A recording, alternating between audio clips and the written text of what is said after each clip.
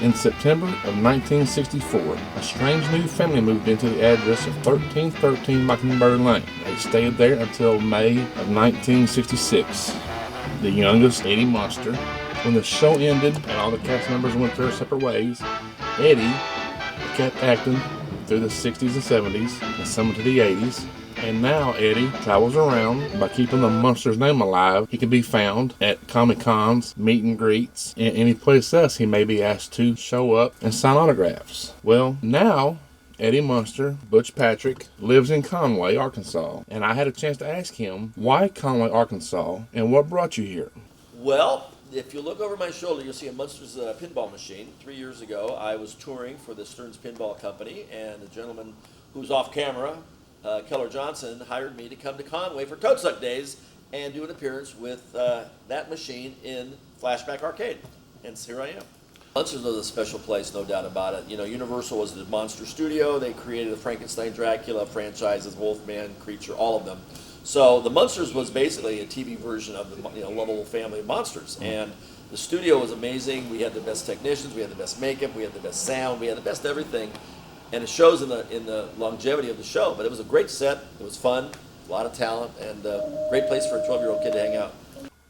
Not only was Butch part of a really cool, unique group, they also had a really cool car called the Munster's Coach. It was not your typical car. It was a real-life hot rod. The original car is in a museum. My car is my personal street legal Munster Coach. And I'm actually building another one more accurate. The one that I have is a Chevy big block, very powerful. The original was a small block Ford. But they're both great. But I'm selling this one off. I'm delivering it Halloween night to a guy in Houston, and then my new car will be ready in April. But I have a Dragula almost finished, and I also have a very cool Eddie Munster Harley Davidson chopper. Herman, it's your fault. You hurt Eddie's feelings, and now he's run away from home. But Lily... Uncle Herman, he's not in the house. I've looked everywhere. Spot! Spot's the one who can find Eddie. Here, give me Eddie's jacket. If anyone can sniff like a bloodhound, it's Spot. Are you there, Spotty? Oh, good boy.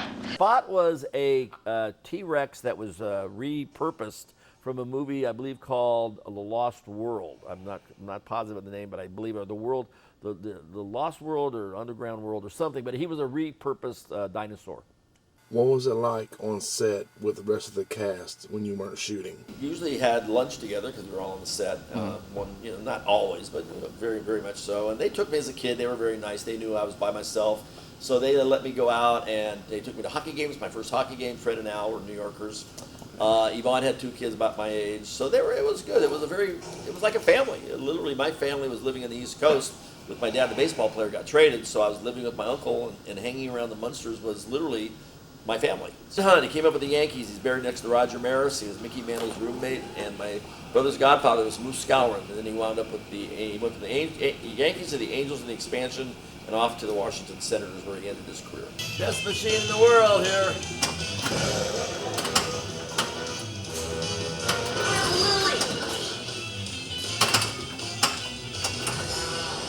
For News 6, I'm Reef Tucker.